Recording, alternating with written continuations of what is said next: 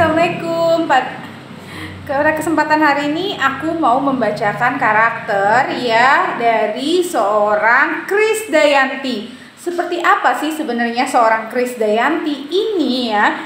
Karena ada banyak hal menarik dari seorang Krisdayanti, aku mau membacakan karakter atau jiwa dan juga yang dirasakan dari seorang Krisdayanti dari tahun-tahun sebelumnya atau dari yang dulu-dulu. Nah, kalau aku ya melihat Krisdayanti ini, tentunya dia adalah diva yang luar biasa. Krisdayanti adalah penyanyi yang sangat luar biasa. Aduh, kalau mau muji Krisdayanti tentunya nggak akan ada habisnya ya.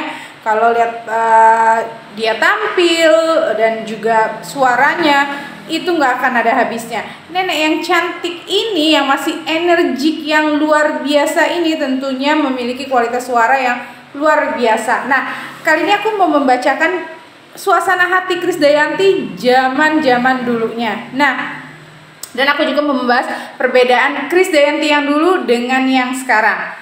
Nah, kalau Krisdayanti yang dulu ya, yang aku lihat ya, dia itu memang punya semangat yang bagus. Dia ini memang orangnya selalu ingin tampil memberikan yang terbaik untuk para penggemarnya, itu dari dulu banget gitu.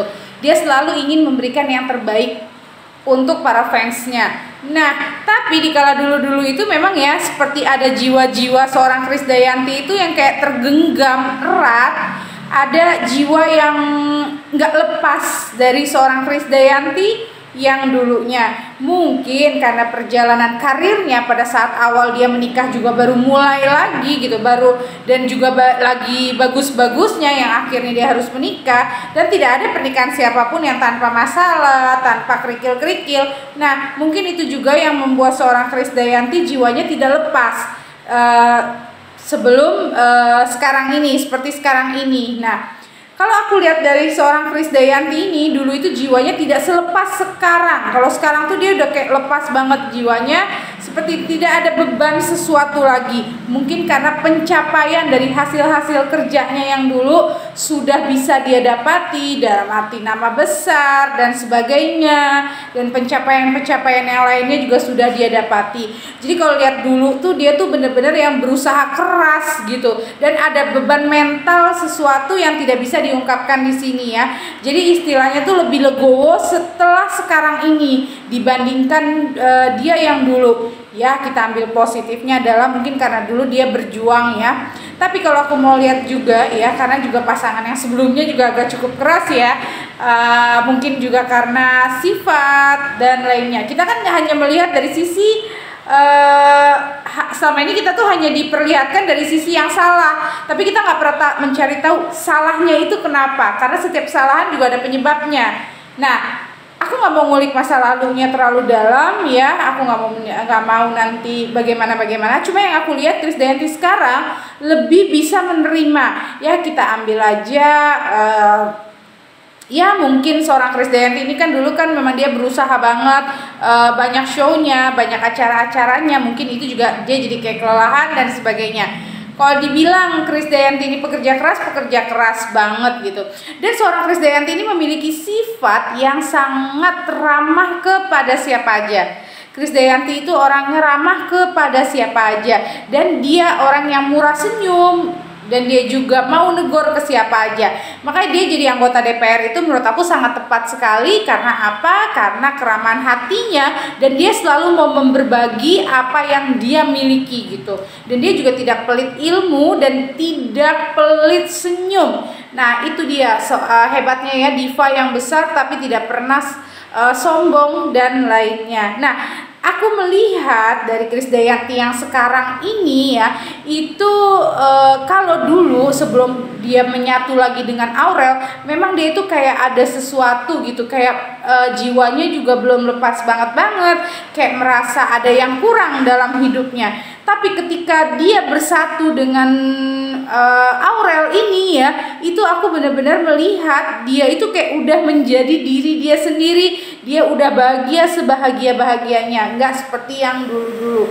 Dan yang aku lihat lagi sekarang ini, Krisdayanti itu udah kayak senyumnya bisa benar-benar senyum yang lepas dan bahagia, karena dia sudah bisa menyatu lagi dengan anaknya. Karena memang ya, ingat, kalau seorang ibu sama anak itu nggak bisa, dia pasti akan ngebatin, dia pasti akan kepikiran sama anaknya walaupun apapun keadaannya. Dan jangan lupa, Krisdayanti pernah mendoakan Aurel mendapatkan suami yang baik, suami yang bisa menuntun dia dan sebagainya. Dan itulah doa seorang ibu, akhirnya Allah jabah doanya seorang Krisdayanti mendapatkan seorang pria yang benar-benar sayang, bisa membimbing dan lainnya. Nah, di sini tuh bener-bener ya, Krisdayanti itu berbeda, Krisdayanti yang dulu dengan yang sekarang, karena beban hidupnya yang selama ini, yang nggak bisa ketemu Aurel, yang nggak bisa bercengkraman dengan Aurel dan Azriel seperti dulu, itu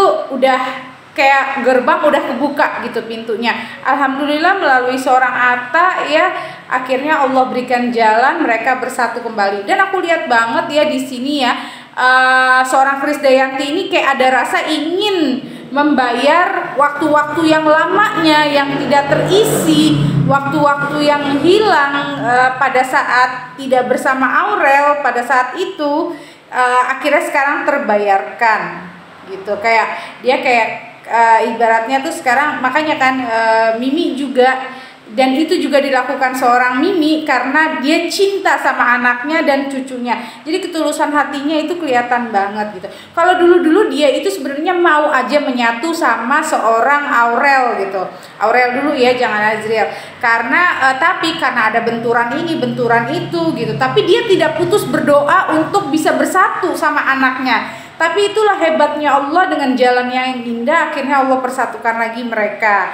Nah, di sini juga ada tangan-tangan seorang Atta untuk menyatukan mereka gitu, dan akhirnya Aurel pun terbuka. Karena kalau di sini aku lihat bukan kesalahan sepenuhnya dari seorang Krisdayanti yang tidak bisa membuat mereka bertemu. Jadi ada sesuatu hal, tapi kan nggak bisa diungkap ya. Karena kalau saya lihat Krisdayanti bukan tipikal orang yang mau membuka aib orang gitu. Padahal dia kalau dia mau nembak seseorang dengan membuka kesalahan-kesalahan orang tersebut juga bisa, dan dia akan mendapatkan apa ya, dukungan gitu.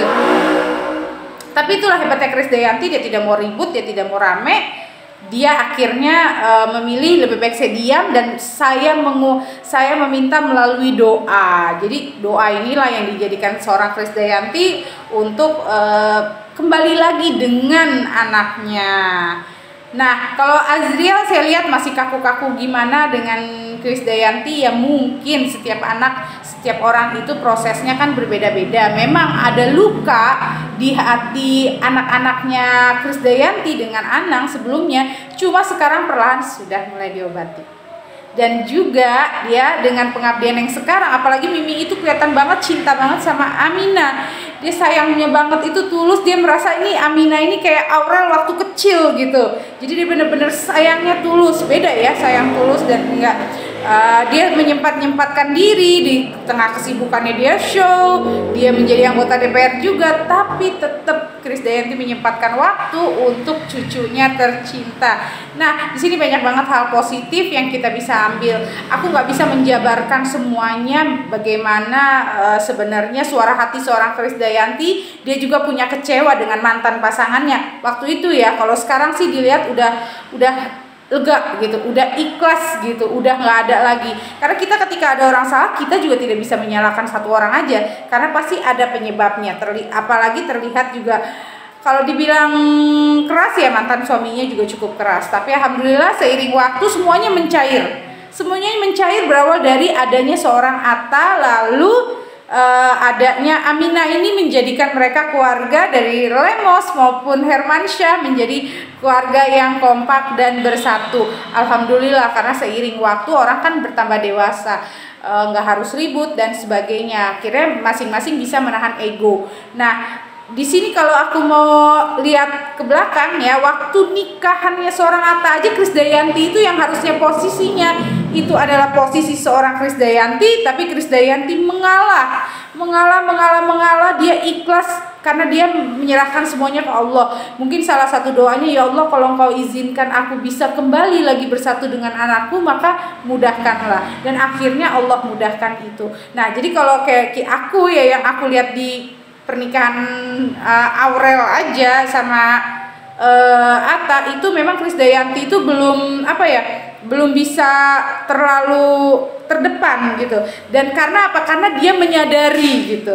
Tapi selanjutnya justru Krisdayanti sekarang Masya Allah ya, bisa deket banget sama anak dan cucunya, yang akhirnya alhamdulillah sekarang mereka bersatu ya, dan kelihatan banget mereka bahagia dengan porsinya masing-masing. Nah, berbeda ya sama yang dulu-dulu. Nah, banyak hal positif yang bisa kita ambil dari setiap masalah-masalah orang. Nah, kita juga nggak bisa menjudge orang. Kalau orang itu salah pasti ada penyebabnya juga. Nah, untuk semuanya ingat, kembali lagi, doa yang baik-baik untuk orang lain akan kembali lagi kepada diri kita sendiri. Ingat, kita jangan pernah langsung menilai orang dengan pandangan-pandangan yang tidak baik sebelum kita mengenal juga karakter aslinya gitu.